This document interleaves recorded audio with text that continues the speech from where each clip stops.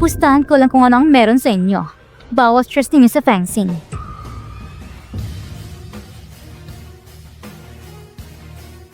Ano? Hindi ako makalakas na sumugal? Pagkatapos sinabi niyo na ito ay disguise, ako si Hian. Sinong masabing hindi ka maglakas loob na sumugal? Ako si Bai Rui. Handang gamitin ang lahat ng stress sa kamay sa taya ng peking ito. At ikaw? Yuga, handa kong ipustang lahat para sa'yo. Yun lang ba? Para mas mapansin mo ako. Dahil sinusuportahan mo siya sa pagbukas. Kunin ang iyong mga shares. Ilabas mo para sabay sa pustahan. Ayan, galit ka ba? Kahit na marami kang sinabi sa isang mataas na tunog na dahilan, pero para sa akin, ito ay isang insulto. Akala ko ba mahal mo ako? Wala nang mas nagpapasaya sa akin. Pero sinusuportahan mo si Bai Rui. Pinapanigan mo siya. Patawad. Ayan, hindi ko napansin ang nararamdaman mo. Akala ko isaalang-alang mo ang pagtutok sa fencing. Hindi bale. Ngayon hanggat ilagay mo ang iyong mga shares at kunin ito bilang isang taya, katulad nila, tumaya ka sa akin. Patatawarin kita. Yuga, tingnan ko ang pagmamahal mo kay para kay Hian kung totoo ba o hindi. Ang babaeng ito, kawili-wili, hindi na mahalaga. Kapag dumating na ang ulat ng DNA test, katapusan mo na. Ayaw mo? Kahit ako manalo, ang akin ay sa'yo pa rin. Anong dapat ipag-alala? Sinabi mo noon, nangako kang papakasalan mo ako. Matagal ko nang inaasahan ang araw nito. Akin ka, fiancé ko. Ang pag-aasawa ay hindi maiiwasan sa madaling panahon. Depende sa performance mo. Halimbawa, ngayon, Ngayon, mag-print ka ng 2 kopya sa liham ng paglipat ng equity. Isa para kay Bai Rui at bigyan mo ako ng kopya. Ginoong Yu, kitang-kita ang sinseridad kay Ginang He. Ano bang nangyayari dito?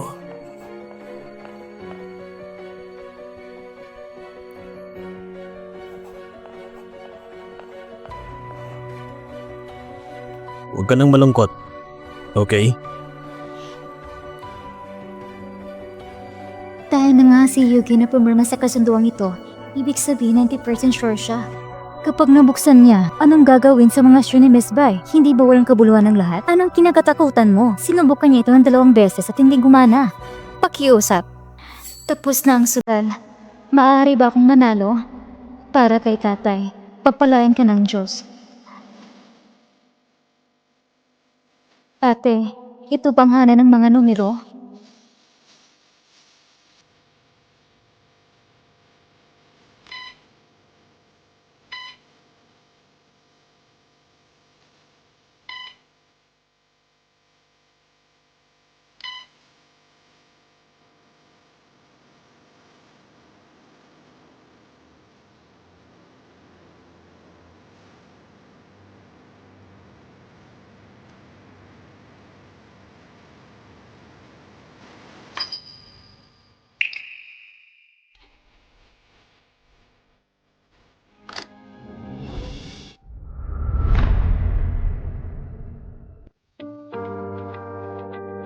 Ang password ay 0319. Ha? Gusto niya talaga. Oo. Sabi ko na nga pa. Nakita niyo naman, hindi ba kayo naniniwala? By the way, ang sinabi mo,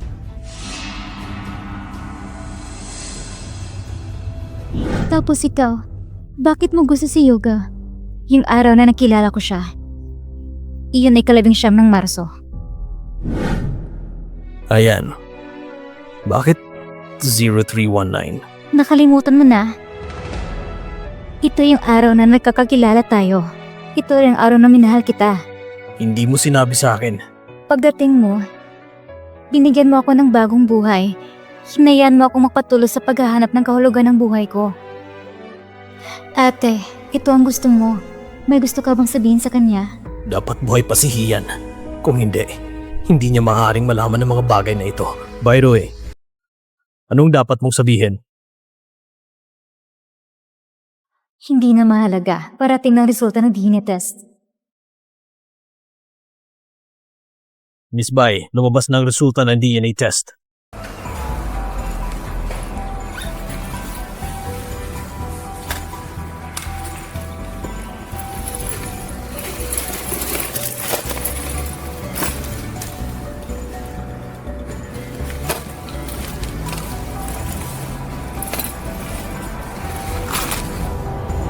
Wala.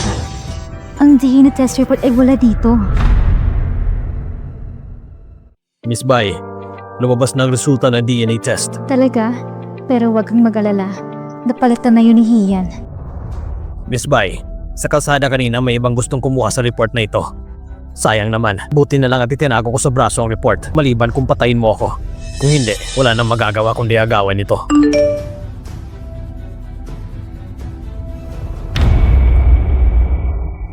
Kahit may pinadala ako para gawin ito sa ngalan ni Bairui para sa pagsusuri, maaaring nalaman mo ito ng maaga. Ilang tao nasa likod mo ay si Hian. May daya pala ang ating Miss Bai. Kala ko mamamatay na ako. Buksan mo ito ng mabilis.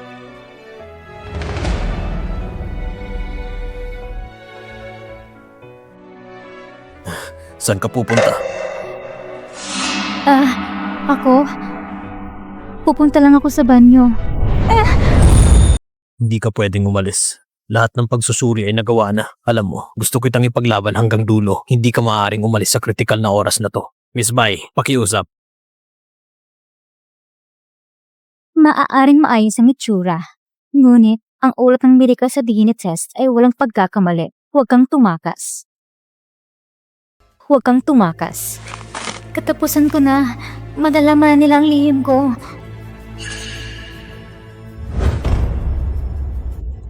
Imposible.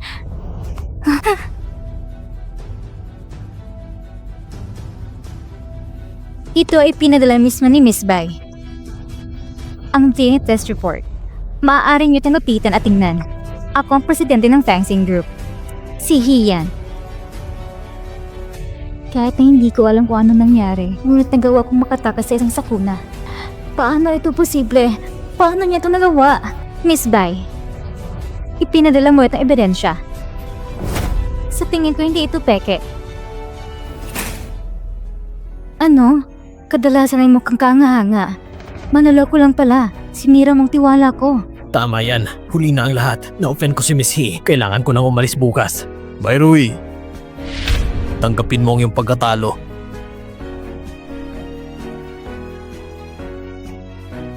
Yuga, 10 taon. 10 taon kitang minahal. Sa akin, matagal ka nang hindi nagpaparaya, di ba? Pero kung gusto mong umalis ako, pwede mo namang sabihin. Ang taong pinakamahalaga sa'yo, mga damdamin ng pagkalkila at pagkakanulo. Ito ay 100 beses na mas masakit kaysa sa pagtanggi. Huwag kang maamo. Sa katunayan, ikaw ay malupit. Ako si Yuga at sa buhay na to, si Hian lang ang mahal ko. Ngayon at magpakailanman. Ngayon at magpakailanman. Yuga.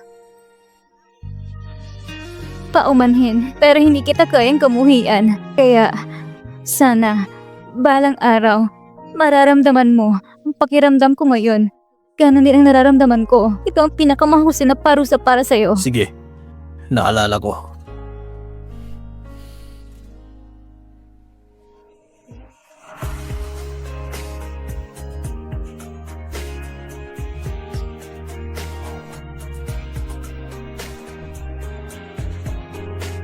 Anong klaseng tao si Yuga? Karapat-dapat ba siya sa pagmamahal ni Bairui? Pag-ibig sa napakaraming taon. Marahil, hindi lahat ay para sa sarili. Kahit papano, ay para siyang gamo-gamo sa apoy. Magandang tingnan. Ayan. Nagkamali ako.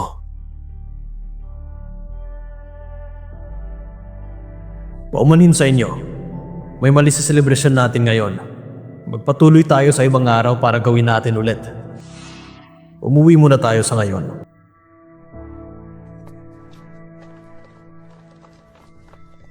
Yuga, ikaw ang fiancé ni Hian. Dapat panigan mo sa kahit kailan. Ngayon, ang pinakita mo ay hindi kasaya-saya. Ayokong may susunod pa na pagkakataon. Naiintindihan ko po, Mr. Yang. Simula ngayon, ikaw na dapat ang unahin ko. Mabuti. Dapat alam mo. Tara na. Parang ang mga tauhan ni Hian ay hindi sangayon sa akin.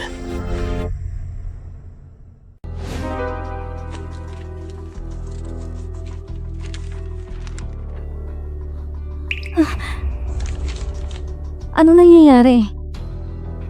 Hindi ko rin alam. Ayon sa katwiran, mayroon lamang isang sitwasyon na baka tayong dalawa ay magkakambal. Magkapares tayo ng DNA. Ano nangyayari? Ngunit hindi ko kailanman narinig na may kapatid ako. Alam ko na ito simula bata pa ako. Ako ay isang ulila na inampon ng aking ama. Pero hindi niya nabanggit sa akin tungkol sa aking mga biological na magulang. Baka may alam siya. Yun. Pwede ba nating punta ng tatay mo? Pwede naman, pero... Ang aking ama ay nasa advanced stage ng renal failure. Kami naghahanap pa rin ng kidney donors. Ang problema ay masyadong maraming komplikasyon. Hindi ako sigurado kung kailan talaga siya magigising. Yung 100,000 yuan nilipat ko sa'yo, nagastos mo na ba? Kunti pa lang. Mabuti. Tapos bukas, maglilipad ako ng 100,000 sa'yo bilang isang reward. Tinulungan mo ako na para mabawi ang mga shares ni Yuga. Salamat, ate. Pero... sa tingin kong mga shares ni Yuga, inilipat niya talaga sa'yo. Parang hindi siya nagpapanggap. Hindi sigurado. Ito ay para lamang sa kanya at kay Bayrui. Naglalaro ng dula. Akala niya ng resulta ng DNA test ay peke. Maaari itong makumpirma. Kaya, ang paglipat ng equity. Niloloko lang tayo niyan. Hindi yan tama. Kung talagang magkasabat sila ni Bayrui, bakit niya hinayang matalo si Bayrui at hinayang umalis? Hinayaan niya lang na direktang iwanan ni Bayrui ang fanzine. Wala lang sa kanya. Nakita kong lungkot sa mukha ni Bayrui. Hindi tulad niya, ayos lang sa kanya. Alam lang sa kanila, ang panalo na sa baraha. O, siya ang na-expose sa'yo sa mga bagay na ito. Hindi lubos na sigurado. Kapag nabigo ka, may katwira siyang tanggalin ang plaster ng balat ng aso ni Bayrui. Ang lalaking ito, ginagamit niya ang lahat ng posibleng paraan. Marahil, para kay Bayrui, ang pagmamahal niya ay seryoso para sa kanya. Sa halip na walang pag-asa na inaasahan, mas mabutang putulin na lang ang pagmamahal. Gawa ito ni Yuga. Baka ito na huling pagkakataon niya. So ano? Anong gusto mong ipahayag? Gusto mong ipahayag na mabuting tao si Yuga, tama ba? Len Xiao, pangalawang pagkakataon na to na pinapanigan mo siya. Binabalaan kita ng pangatlong beses. Siya isang karumagduman na mamamatay tao. Tandaan mo! Alam ko, ate. Huwag kang magalit. Kung mawala ang tatay ko sa mundong ito, ikaw lang kamag-anak ko. Huwag kang mag-alala. Hindi na kita pagagalitin.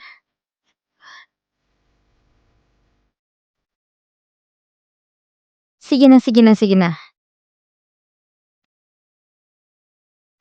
Kapatid ko, ikaw na lang natitirang miyembro ng pamilya ko. Kaya, mahal kong kapatid, huwag mo akong ipagkanulo.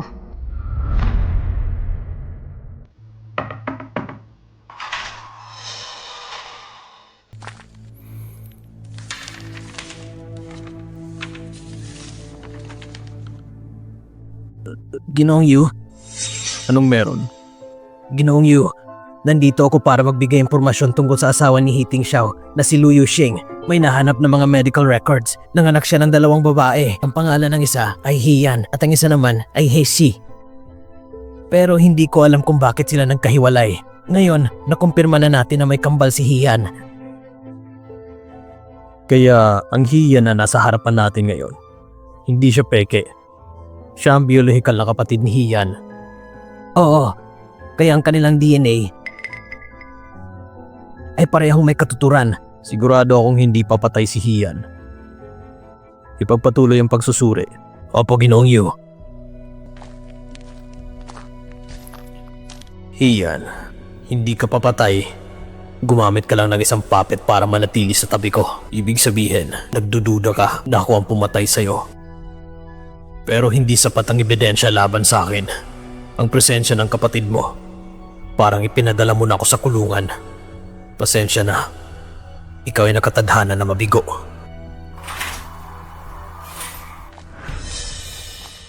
may nakalimutan akong sabihin sa'yo. Ano yun? Pumirma ka ngayon ng kasunduan sa paglipat ng equity. Seryoso ka ba? Ngayon lang. Ang sekretary ni Miss Hina si Lin Xiao. Kami ay hinimok na makumpleto ang mga formalidad.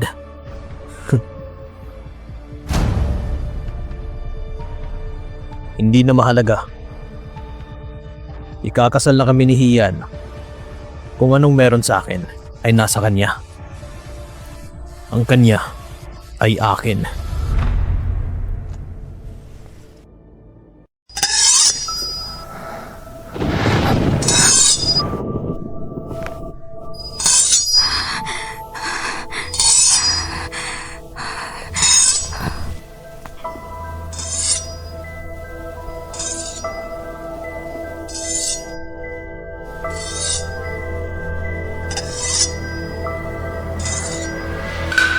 Nako, hindi niya gagawin dahil galit siya sa equity transfer agreement.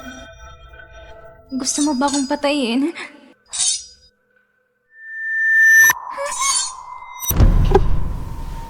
Hindi niya ko pwedeng makita. Dapat nasa kwarto ako. May pinhole camera doon.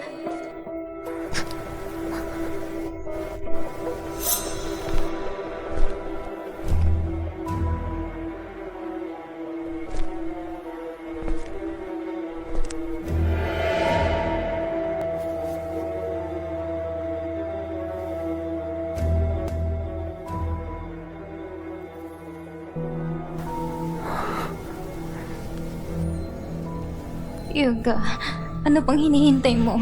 Simulan mo na. Ituloy mo na.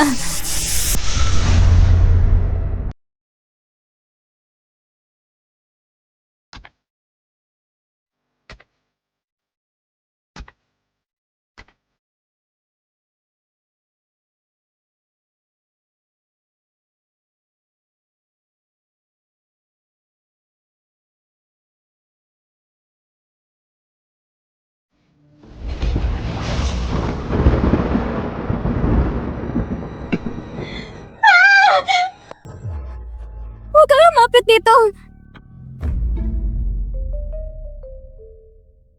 Ayan. Anong meron?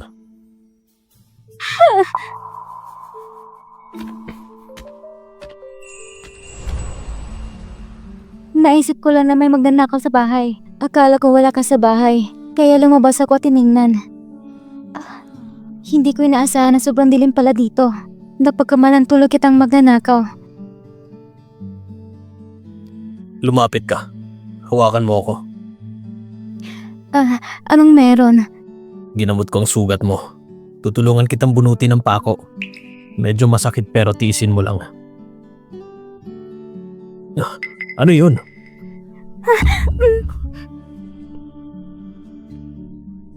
Sige na. Ayos lang. Ayan. Masakit ba? Lin Xiao, anong ginagawa mo?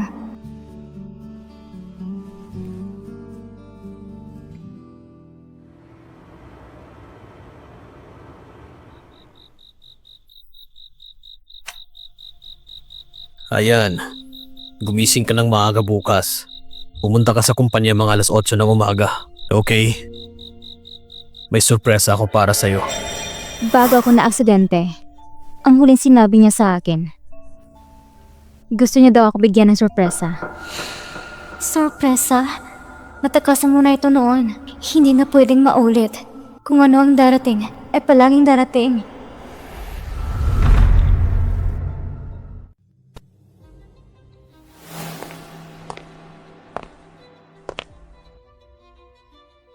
Uncle He,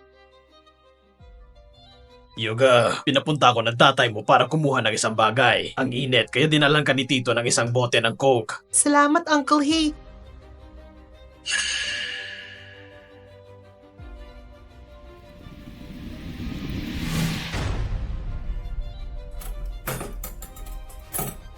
Sa pamamagitan nito, magiging akin ang Fangsing. Ako si Hiting Xiao. Ako ang dapat masusunod. Kahit ang anak mo ay medyo tanga. Hiting Xiao, maliban kung patayin mo ako ngayon, isusumbong kita bukas na ninakaw mo ang aking pananaliksik. Yufei Bai, gusto mo bang makilala? Paano mo nakuha ang iyong resulta sa iyong saintipikong pananaliksik? Nautang mo ito sa akin! Ha? Ikaw...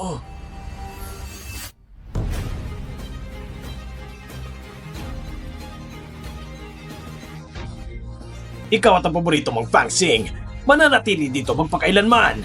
Makinig kayo. Dito mismo, ito ang lokasyon ng Fang Xing Building.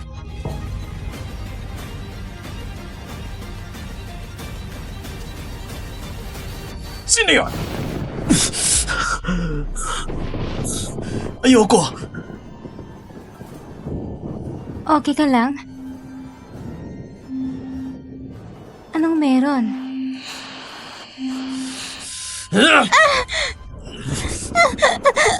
Yuka!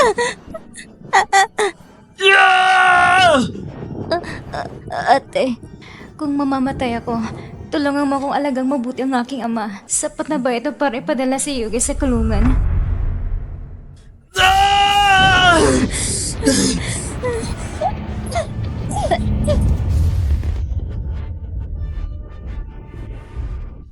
Paumanhin. Paumanhin. Bakit siya tumigil?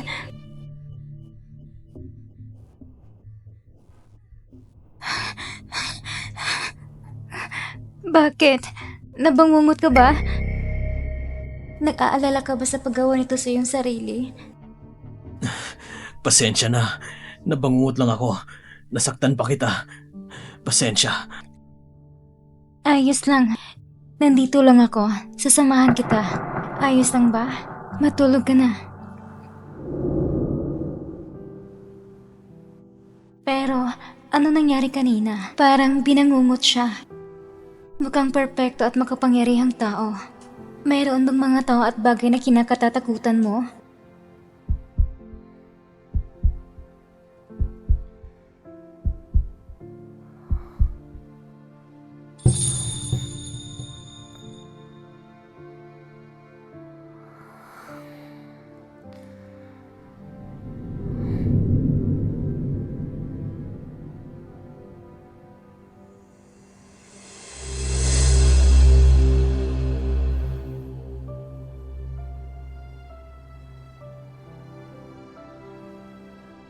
Kising ka na? Ano, nakatulog ka ba ng maayos? Ako na naman ang matutulog. Pagkatapos ay papasok ko sa trabaho mamayang hapon. Hindi naman siya magdamag, di ba? Buong gabi niya akong sinamahan.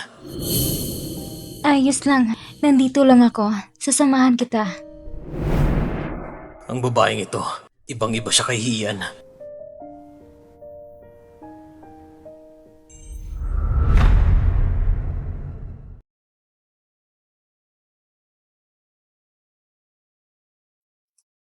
Bakit late ka ngayon?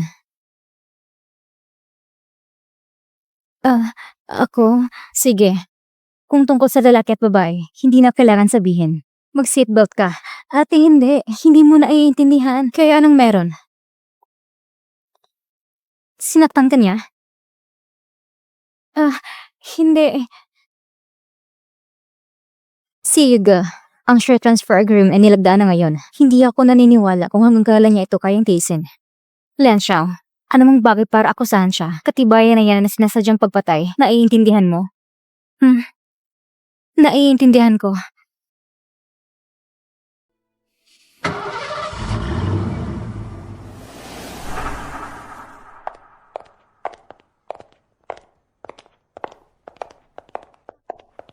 Salamat.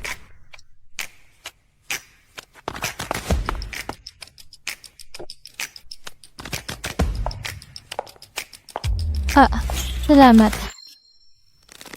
Salamat. Salamat. Salamat. Salamat.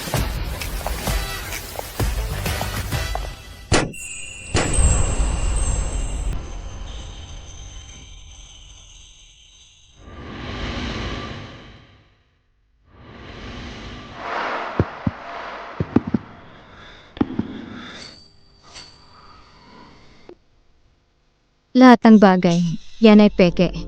Ang mga nakikita mo ay paglililan lamang, maruloko ka lang. Lin Xiao? Lensyang, halika dito bilis. Huwag kang sagabal dyan. Magpo-propose si Ginoong Yu ngayon. Proposal? Matagal ko nang gustong maranasan ito. Ngayon, ako na ang ipopropose.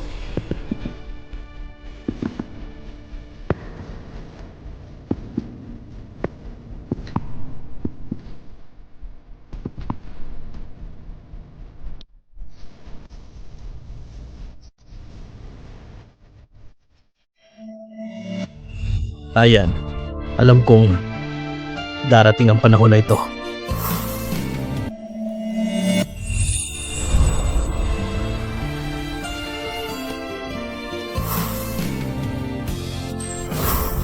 Hindi na ako makapaghintay.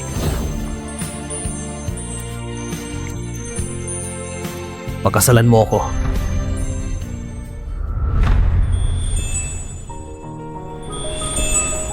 Hindi na ako makapaghintay.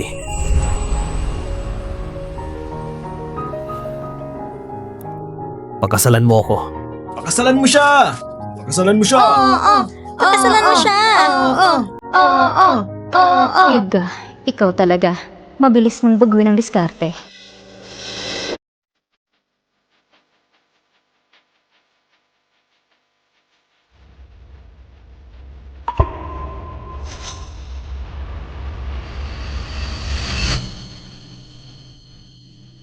Patawad, Yuga. Natama ng ulo ko siya sa aksidente. Madaming bagay na hindi ko naaalala. Pati na ang nakaraan natin. Kaya hindi ko talaga alam paano tumugon sa yung nararamdaman.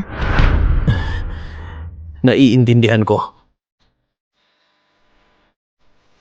Pasensya na talaga. Mauna na ako. Iyan. Pangako. Tutulungan kitang mabawi ang iyong mga alaala, tapos magiging akin ka ulit.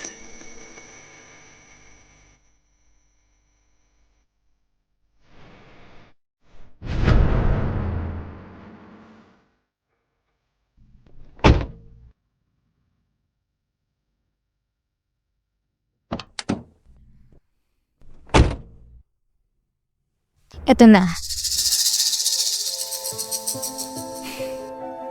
Sa tingin ko nagbago na ni Scarlett si Yuga. Kung mag-propose ulit siya ng kasal, kailangan mo humana ng parang para tumanggi. Kilala ko siya. Kaya niyang humana ng paraan para manala sa puso ng mga tao. Kaya niyang kontrolin ng fangsing at hatiin ang mga ari-arian. Ang pera mo noon, huwag mo nang isipin ito. Naintindihan mo? Opo. Bakit ang sama ng tingin mo? Ate, noong nag-propose si Yuga sa akin kanina, mayroon talagang ilang pangloob na pabago-bago. Anong mga pagbabago? Ate, mahal mo pa rin siya, diba? Ate, mahal mo pa rin siya, diba? Anong ibig mong sabihin? Kung hindi ka tinawag kanina, hindi ka aalis, diba? Tapos ka na ba? Huwag mong dumyan ang salitang pag-ibig. Hindi siya karapat-dapat. Len Xiao, sa ikatlong pagkakataon, ito ng huling pagkakataon.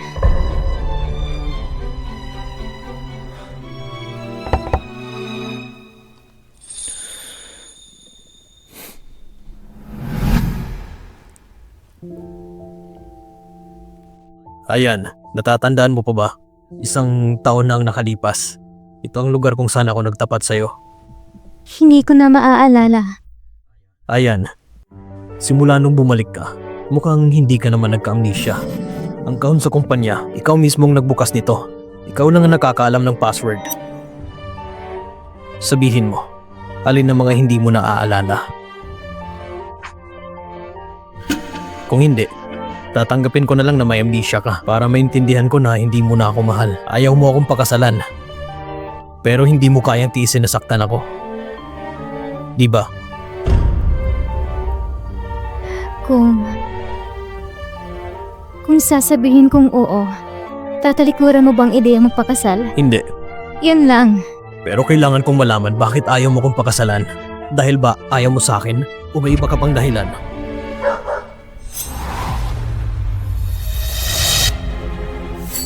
Iligtas mo ako, Yuga! Tulong! Potato, Tinatakot mo ang mga tao. Messi, namiss ka ni Potato. Hindi kanya kakagatin. Bakit takot ka sa kanya ngayon? Kasi nakagat ako ng aso nung bata pa ako. Pero kahit nawala ang alaala ko, hindi dapat ako matakot sa mga aso. Anong gagawin? Sino ba nagpapakain dito sa asong to? Sobrang laki niya na. Pag tumayo to, kasing tangkad na to ni Hian. Bigla itong sumugod kaya normal lang na matakot ang tao. Tama ba, Ayan? Bigla itong sumugod kaya normal lang na matakot ang tao. Tama ba? Oo, hindi naman ako takot sa aso. Sumugod lang ito ng pabigla.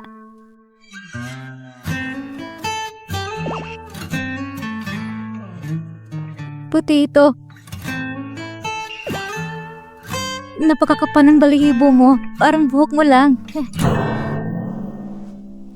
Anong meron? Nung dati, sinabi mo rin yan. Tama ba o mali? Magkaiba naman kami ng iniisip ni ate, diba? Bahala na. Ngayon siya'y masaya, hindi niya na ako pagdududahan. Ang babaeng to, hindi marunong umarte.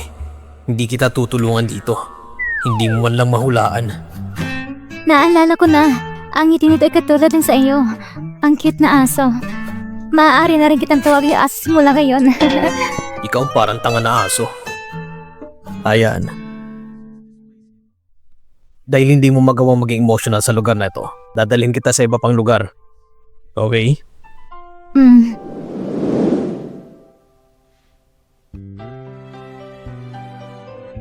Ang lugar na pupuntahan natin, malayo ba? Medyo malayo sa lugar na to. Bakit? Sa lugar na iyon, may espesyal ba?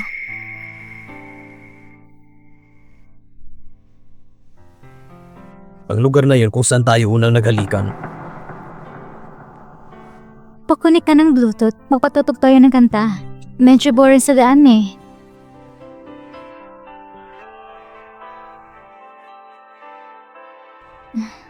Itong paborito kong kanta. Maganda bang pakinggan? Ang mga bagay na ito ay dapat maiintindihan kahit mawala ang alaala ko. Hindi ito madaling baguhin.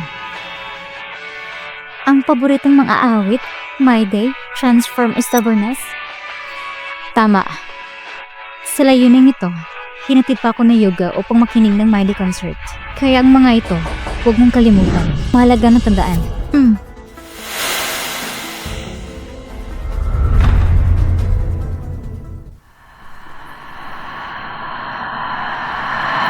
Ano?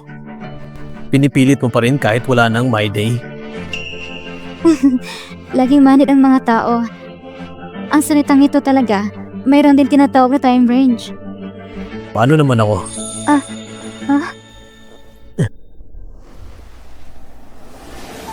Sabi mo dati mahal mo ako. Ako ang pinakagusto mo.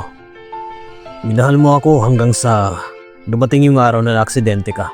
Kung ganun, mas gugustuhin ko pa na ako ang naaksidente nung araw na yun.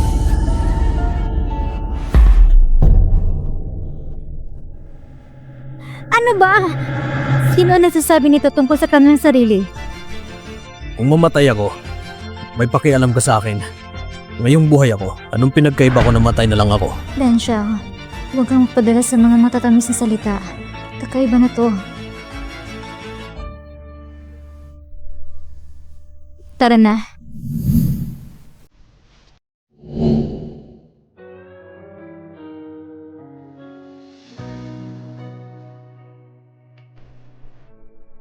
Ayan, tignan mo.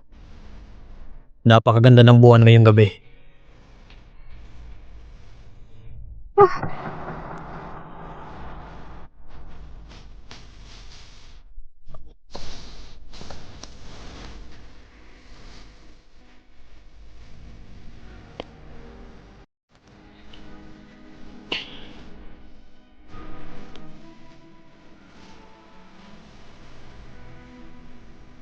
Ayan. Huwag mo akong iiwan. Ate, sana sa pagitan niyo ni Yoga, hindi kailanman nangyari ang masamang bagay na yon. Mahal na mahal ka niya.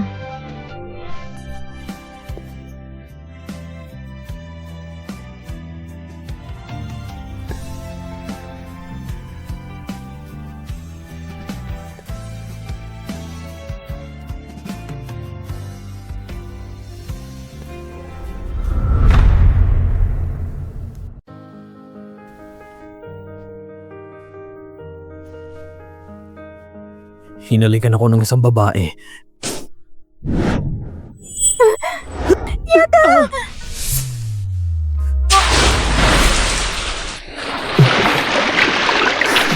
Nagpapanggap ka pa.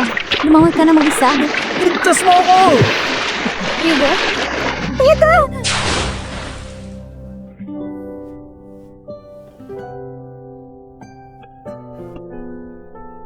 Ayan.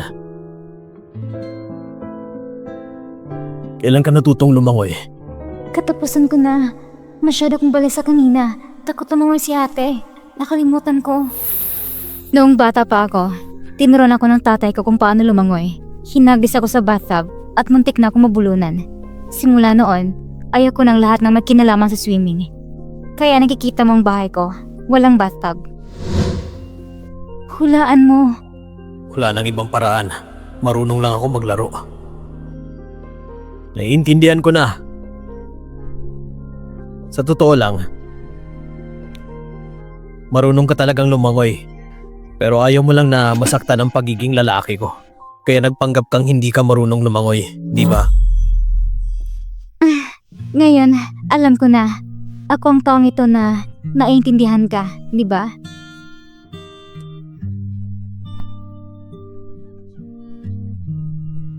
Ang babaeng to, bobo pero cute. Sobrang kakaiba. Ito ang unang beses na naprotektahan ako ng isang babae. Mukhang maliit, pero mas matapang kaysa sa iba.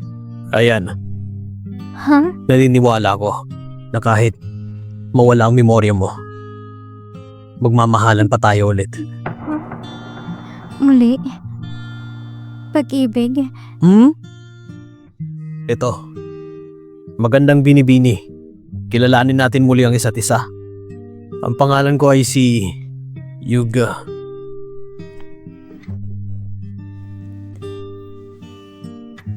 Hello. Ang pangalan ko ay si...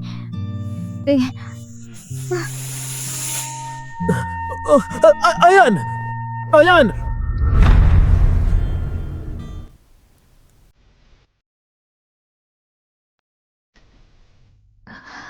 Nasaan ako?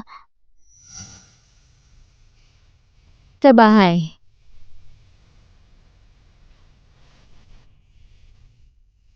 Pumunta si Yuga sa kumpanya. Tawagin mo ako. Hayaan mo alagang kita ng mabuti. Nakita na ng doktor. Sabi niya labis kang kinakabahan. Kaya nahimatay ka. Sabihin mo sa akin. Anong ginawa sa'yo ni Yuga kagabi? Dinala niya ako pabalik sa mga dating lugar. Gusto niya maaalala ko ang mga alaala sa pagitan ninyo. Muntik na akong mahuli. Ngunit sa katalinuhan ko, matagumay ko siya nalapasan.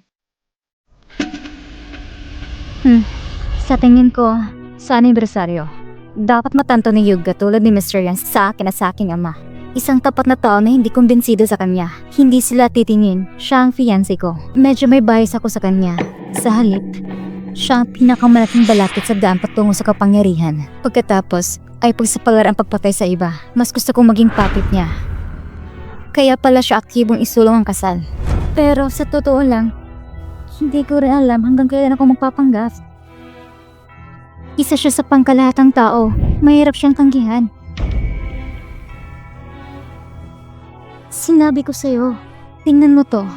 Nagsisimula pa lang tayo ngayon. Inilistan niya ang isang daang bagay na ginawa niyo ng magkasama. Ito? Wala akong maaalala. Nagawa ko yung mga bagay na ito sa kanya. Hindi bale. Ngunit kailangan mong suriin ang iyong sarili. Ako? Gagawin niya ang diskarteng ito. Isang malaking dahilan ay dahil nayaan mo siyang isipin na may pagkakataon ka. Ate, ako... Ano?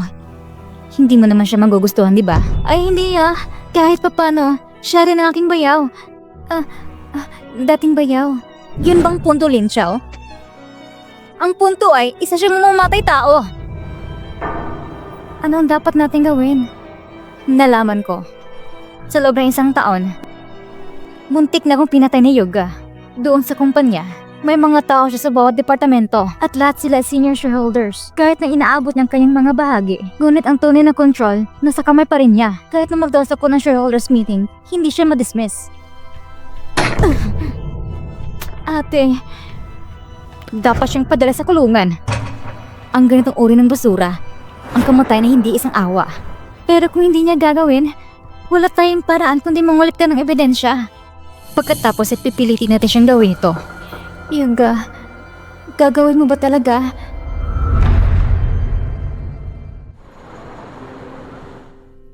Mas pinibigyan mo ng pansin. Ayan, nakabalik na ako.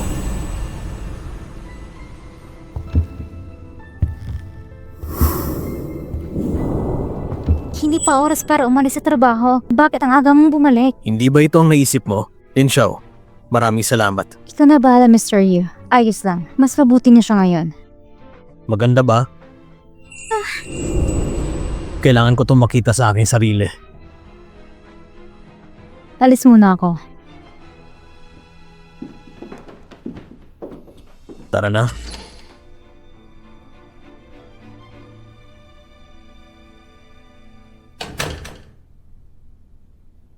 Ang kabaitan ni Yuga ay may hangganan. Hindi niya ginagawa ang anumang bagay na hindi karaniwan o hindi inaasahan. Pagdaragdag ng pasanin sa iba. Ngunit ngayon, umuwi siya ng maaga.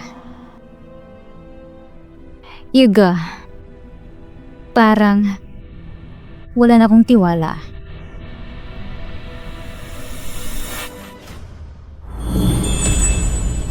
Hiyan. Sa tingin ko naisip mo na hindi ako makafocus sa trabaho. Sabihin mo, anong gagawin natin? Anong problema mo? Dapat mong lutasin ito.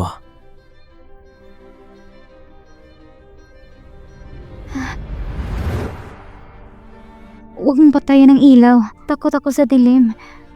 Sige. Ay hayaan mo kong ilagay sa'yo. Tingnan mo ng mas malinaw. Pag-ibig. Ito ang pinakamalaking kahinaan ng isang babae. Hindi mahalaga kung sino ito. Ang mahalaga, kailangan mo akong mahalin. Para magamit kita sa sarili ko.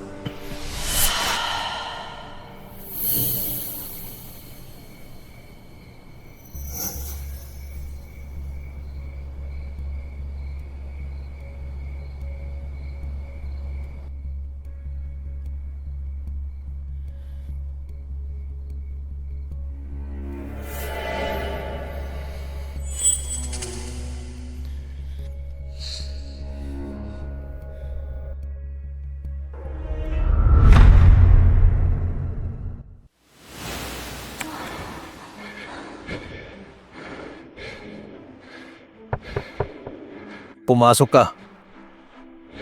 Anong tinitingnan mo? Bakit ang saya mo?